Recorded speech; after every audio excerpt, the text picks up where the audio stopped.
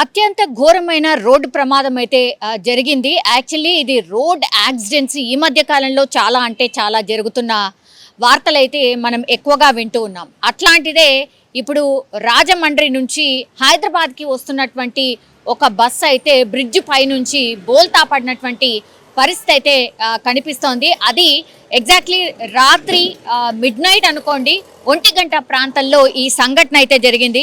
So అప్పుడు బస్సులో దాదాపుగా ఒక 40 మంది ప్రయాణికులు ఉన్నట్టుగా కూడా చెప్తున్నారు. ఒక్కసారిగా బ్రిడ్జ్ పై నుంచి కింద పడిపోవడం, ఆ తర్వాత పూర్తిగా ఒకరి మీద ఒకరు ప్రయాణికులు పడిపోవడం, స్పాట్లోనే ఒక అమ్మాయి కూడా చనిపోయింది. వీళ్ళందరూ కూడా 25 నుంచి 30 సంవత్సరాల లోపు వాళ్ళే, అందరూ స్టూడెంట్స్గా ఉన్నట్టుగా అయితే చెప్తున్న పరిస్థితి అయితే కనిపిస్తోంది. ఇది ప్రైవేట్ ట్రావెల్స్కి సంబంధించిన బస్, అది కూడా కావేరీ ట్రావెల్స్కి సంబంధించిన బస్. ఇది రాజమండ్రి నుంచి హైదరాబాద్కి వస్తున్న క్రమంలో అత్యంత విషాదకరమైనటువంటి ఘటన అయితే జరిగింది. అయితే గాయాల పాలైనటువంటి వాళ్ళ లిస్ట్ అయితే చాలా పెద్దగానే ఉంది. 40 మంది ప్రయాణికులు ఉంటే అందులో 28 మంది తీవ్రంగా గాయపడ్డ పరిస్థితి, 3 పరిస్థితి విషమంగా ఉంది. ఒక అమ్మాయి అయితే స్పాట్లోనే చనిపోయిన పరిస్థితి కనిపిస్తోంది. అది కూడా అత్యంత దారుణంగా, ఆమె తల వేరైపోయి బాడీ వేరైపోయిన పరిస్థితి అయితే అక్కడ స్పాట్లో ఉన్నటువంటి వాళ్ళు చెప్తూ ఉన్నారు. ఒకేసారి అందరు కూడా ఒకరి మీద ఒకరు అండ్ ఆ తర్వాత సీట్ల కింద అండ్ సీట్ల మధ్యలో ఇరుక్కుపోయి చాలా మందికి తీవ్ర గాయాలైన పరిస్థితి అయితే కనిపిస్తోంది. అండ్ ఈ ఇన్సిడెంట్ జరిగింది ఎందుకు అనంటే, ఈ కావేరీ బస్కి సంబంధించిన డ్రైవర్ ఎవరైతే ఉంటారో, ఒక డ్రైవర్ అండ్ ఇంకొక క్లీనర్ ఉన్నట్టుగా చెప్తున్నారు. అయితే ఆ క్లీనర్కి పెద్దగా అవగాహన లేకపోయి ఉండడం వల్లే అండ్ క్లీనర్ కూడా మద్యం మత్తులో ఉన్నట్టుగా కూడా చెప్తూ ఉన్నారు. ఐదర్ డ్రైవర్ నడిపాడా, క్లీనర్ నడిపాడా, ఇది క్లారిటీ రావాల్సిన అవసరం ఉంది. ఆ తర్వాత ఎవరైతే ఈ డ్రైవ్ చేశారో, ఈ బస్సుని ఎవరైతే డ్రైవ్ చేశారో అతనికి ఖచ్చితంగా మద్యం మత్తులోనే డ్రైవ్ చేసినట్టుగా కూడా చెప్తున్నారు. అండ్ ఈ యాక్సిడెంట్ ఎక్కడైతే జరిగిందో ఆ యాక్సిడెంట్ పూర్తిగా రోడ్డు రిపేర్ జరుగుతోంది. అక్కడ డైవర్షన్ పెట్టి ఉన్నారు.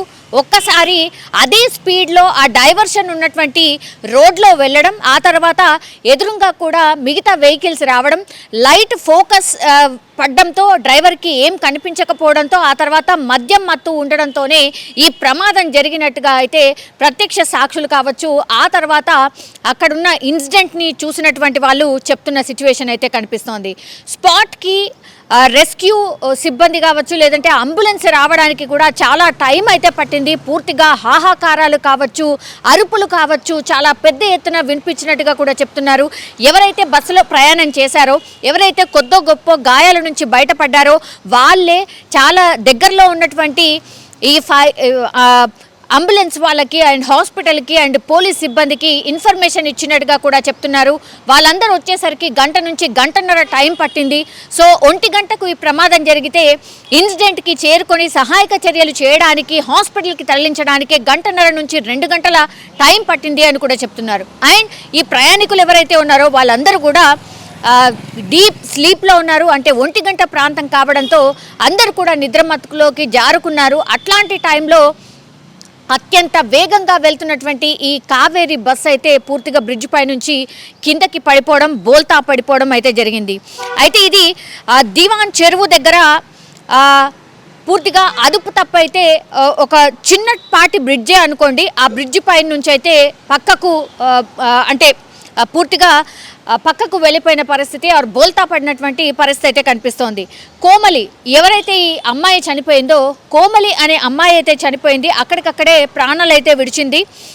చాలా మందికి అయితే తీవ్ర గాయాలయ్యాయి.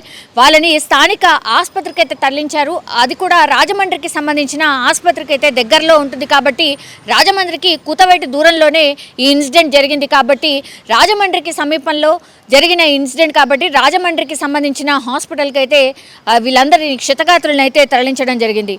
అయితే పూర్తిగా డ్రైవర్ నిర్లక్ష్యమే ఈ ప్రమాదానికి కారణంగా చెప్తూ ఉన్నారు. అండ్ మద్యం మత్తులో ఉండొచ్చు అని చెప్తున్నారు.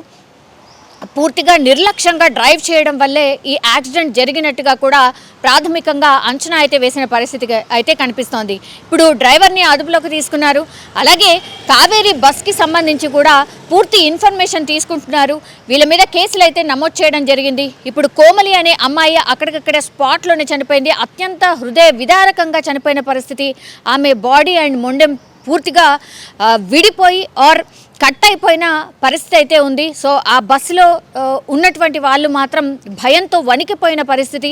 చాలామంది హాస్పిటల్లో ఇప్పుడు ముగ్గురికైతే సీరియస్ ఉందని చెప్తున్నారు. చాలామందికి గాయాలయ్యాయి. ఆల్మోస్ట్ బస్సులో ప్రయాణించిన వాళ్ళందరికీ కూడా గాయాలైన పరిస్థితి. ఒక్కసారి బోల్తా పడిపోయింది కాబట్టి బస్సు వాళ్ళందరూ కూడా భయంతో వణికిపోయిన పరిస్థితి. చాలామంది వాళ్ళు ఎవరైతే బస్సులో ఈ కావేరీ బస్సులో వెళ్ళినటువంటి వాళ్ళు ఎవరైతే ఉన్నారో వాళ్ళ సంబంధికులు కుటుంబీకులు ఇప్పుడు రాజమండ్రికి దగ్గరికి చేరుకుంటున్నారు. క్షతగాత్రులు ఎవరైతే ఉన్నారో వాళ్ళ ఫ్యామిలీ మెంబర్స్ అందరూ కూడా అక్కడికి చేరుకున్న పరిస్థితి. హాస్పిటల్ దగ్గర కూడా అత్యంత దారుణమైన పరిస్థితిలో ఇప్పుడు ఆ సిచ్యువేషన్ అయితే కనిపిస్తోంది. ఇప్పుడు కేసు అయితే నమోదు చేశారు పోలీసులు.